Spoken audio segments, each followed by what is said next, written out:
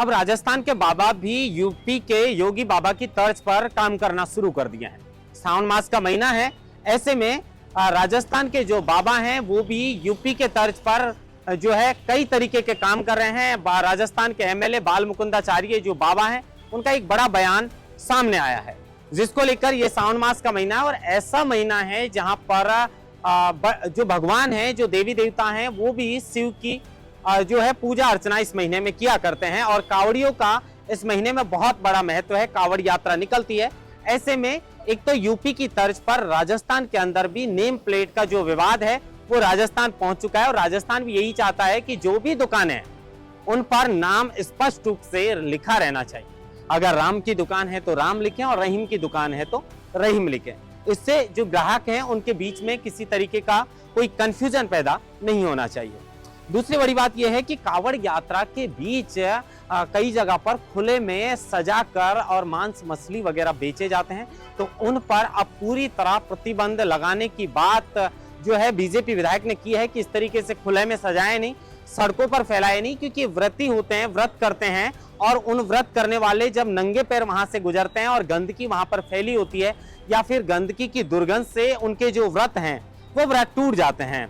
तो एक तो नेम प्लेट का विवाद है और एक खुले में मांस मछली बेचने का जो मामला है, अब इसको लेकर राजस्थान के विधायक बाल मुकुंदाचार्य ने बड़ा बयान दिया है। आपको सुनाते हैं कि इस पूरे मामले पर बाल मुकुंदाचार्य ने क्या कुछ कहा। कुछ भी बेचता है वो अपने आइडेंटिटी न छुपाए और अपने ही नाम से करे। राम है तो राम लिखे, रहीम है तो रहीम लिखे, उसमें कोई आपत्ति नहीं है। देश सबका है और समान रूप से देश पर सबका अधिकार है और देशवासी होने के नाते सबको बराबर, सबको कानून अधिकार मिला है। एक देश एक कानून की मांग हम कर भी रहे हैं, तो इसमें कोई विचार नहीं करना चाहिए। आइडेंटिटी छुपाने से मतलब है कोई झोलम झोल है। अगर वो रहीम है और राधे राधे लिखे तो ठीक नहीं है, और वो राधे राधे है और रहीम फल लिखे तो ठीक नहीं है। अपनी आइडेंटिटी छुपाए बिना अगर वो अपना काम व्यापार करता है तो अच्छी बात है। दूसरा, राजस्थान में भी, जयपुर में भी और कहीं भी चले जाएं, पूरे भारतवर्ष में इस समय शिव की आराधना और कांवड़ियों का बड़ा उत्साह रहता है। तो कांवड़ मार्ग में कहीं भी नॉनवेज के खुले में व्यापार जो होते हैं, दुर्गंध आती है, वहाँ पर गंदगी पड़ी होती है, पाँव में आती है, और वहाँ पर नॉनवेज जो टंगा होता है उससे देखकर मन बड़ा विचलित होता है और मन खराब होने से व्रत भी खराब हो जाता है।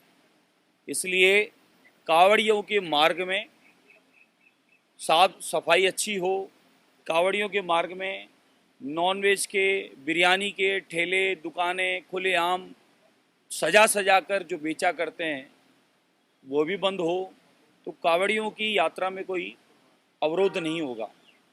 जिस समय ईद होती है, ताजी होते हैं या अन्य कोई त्यौहार आते हैं, उस समय सभी सनातनी बाजार बंद रखते हैं, अपने बाहर, दुकानों के बाहर दरिया इत्यादि बिछवाते हैं, वहाँ वो प्रार्थना कर सके अपनी, उसके लिए वो सुविधा करते हैं। और बहुत सारे सनातनी तो वहाँ जलपान की व्यवस्था भी करते हैं। सभी मिलकर और एक दूसरे का सहयोग करते हैं। इससे प्रदेश और देश उन्नत होगा, आगे की ओर बढ़ेगा, प्रेम भाईचारा आगे बढ़ता रहेगा। ये सबको सोचने की ज़रूरत है कि श्रावण मास है, कांवड़ियों का महीना है, तो उन मार्गों में अगर नॉनवेज का इस प्रकार से मार्केट अगर सजा होता है तो सीधी सी बात है कि जो व्रती हैं उनका व्रत तो खराब होता ही है। तो इसमें स्वागत करना चाहिए, स्वीकार करना चाहिए और आगे होके इसकी पहल करनी चाहिए। इसमें व्यापारी वो कोई भी हो सकता है, वो व्यापारी किसी भी धर्म समाज को मानना व्यक्ति हो सकता है। सबको समान रूप से इसको पहल करके शुरुआत करनी चाहिए, अच्छी शुरुआत।